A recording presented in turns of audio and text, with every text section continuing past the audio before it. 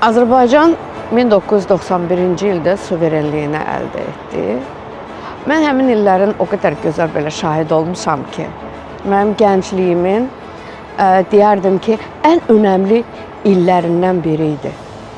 95-ci il isə ümumiyyətlə mənim üçün çox fərqli bir oldu. Çünki 12 noyabr 1995-ci ildə Azərbaycan Respublikasının konstitusiyası referendum yolu ilə qəbul edilərkən ümumxalq səs verməsi həyata keçirilirdi.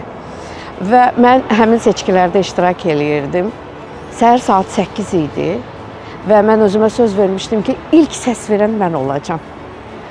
Mən içəri keçəndə mənim ardımca elə bir böyük bir insan axını gəlirdi ki, mən dedim, ay Allah, bu insanlar da mənim kimi yatmayıblar deyəsən.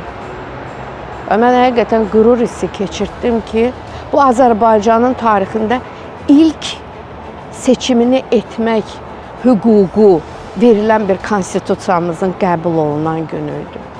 Bizim konstitusiyamız bizim azadlığımız, bizim söz hüququmuz, bizim sosial vəziyyətimiz, bizim dəyərlərimiz, bizim vətəndaş kimi formalaşmağımızın, deyərdim ki, ən ali bir sənədidir. Bir vətəndaş cəmiyyətinin nümayəndəsi olaraq, uşaq hüquq müdafiəçisi kimi bu günləri biz o konstitusiyanı gənclərimizə, amma ən əsası da o balacalıqdan böyüyən uşaqlarımıza aşılayırıq. Çünki onlar öz hüquqlarını bilməlidirlər. Onların konstitusiyon hüquqları onların azadlığıdır, onların suverenliyidir, onların müstəqilliyidir. Və əlbəttə ki, bizim üçün ən böyük, deyərdim ki, Azərbaycan konstitusiyası tərkibində ən böyük bir suveren əsərimiz də ki, əlbəttə ki, bir zəfərimiz idi. Bu illər ərzində bütöv bir Azərbaycan olduq.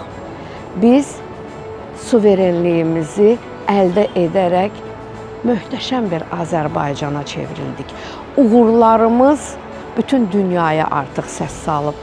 Zəfərimiz şəhidlərimizin qanı bahasına da başa gəlsə, biz bu günləri onlarla da qürur duyaraq gənclərimizi bu konstitusiya qaydaları, qanunları çərçivəsində formalaşdırırıq, inkişaf etdiririk. Mənim üçün konstitusiya, deyərdim ki, Azərbaycan Respublikasının şah əsəridir.